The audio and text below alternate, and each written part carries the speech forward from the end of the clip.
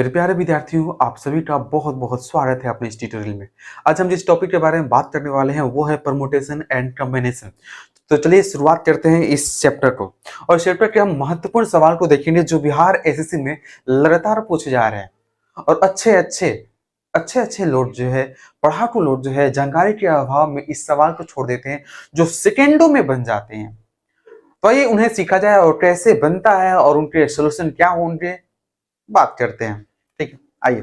सवाल कुछ ऐसा देता है, बोलता है कि 1 2 3 4 5 एंड 6, मान लीजिए ऐसा दे दिया। इन अंकों की सहायता से दो अंकों वाले कितनी संख्याएं बनाई जा सकती है? इनकी सहायता से दो अंकों वाली कितनी संख्याएं बनाई जा सकती है? यानी कि 6 अंकों में से इस्तेमाल करना है दो का, तो कितने ऐसे पेयर बन सकते हैं उसी को पता लगाना है। और इसे पता लगाने के लिए जो है हमारे पास दो थीम है। एक तो हमारे पास एनपीआर के माध्यम से जो आपको लगातार अरेंजमेंट देता है, और दूसरा है एकदम सरलीकरण विधि से।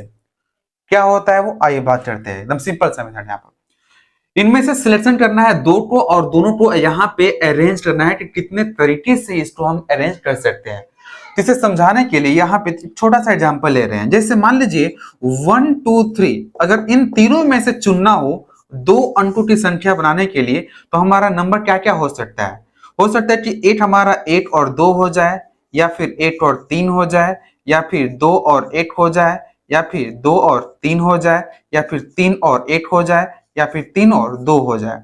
यहाँ पे टोटल कितनी संख्या मिल गया? 1 2 3 4 5 6 मिल गया। यानी तीन अंकों की सहायता से दो अंकों वाली संख्या जिसमें रिपीटेशन अलाउ न हो, तो वैसी संख्याओं की संख्या जो है 6 आ जाती है। तो इसी 6 को बड़े पैमाने पे कैसे हम लाएंगे? इसी 6 को तो ध्यान दीजिएगा, जब भी ऐसा सवाल आए तो यहाँ पर आपको करना क्या है कि इस वाले में यहाँ से कितने तरीके से हम रख सकते हैं। तो यहाँ पे 1 भी आ सकता है, 2 भी आ सकता है, 3 भी आ सकता है। इसका मतलब यहाँ पर हम टोटल 3 तरीके से रख सकते हैं। ठीक है, अब बारी आती है कि यहाँ पे हम क्या रखें। तो इन तीनों में से जब हम एक डिजिट यहाँ पे रख लेंगे तो यहाँ पर अब हमारे पास 2 ही बचेगा। इसका मतलब यहाँ पे अब 2 ही तरीके होंगे यहाँ रखने के लिए। तो सिंपल सा करना क्या है, इसी चीज को यहाँ पे रखते हुए इन्हीं को मल्टीप्लाई कर देना है। तो 3 दूनी कितना हो जाएगा? 6 हो जाएगा। ठीक है, आइए यहाँ पे बात करते हैं। यहां से हमें रखना है कि क्या क्या हमारे पास हो सकता है। तो पहला वाला में 6 को 6 यहाँ पे रख सकते हैं पारा पारी एक बार में। और हम इसमें इन 6 में से एगो रख लिए तो बाकी यहाँ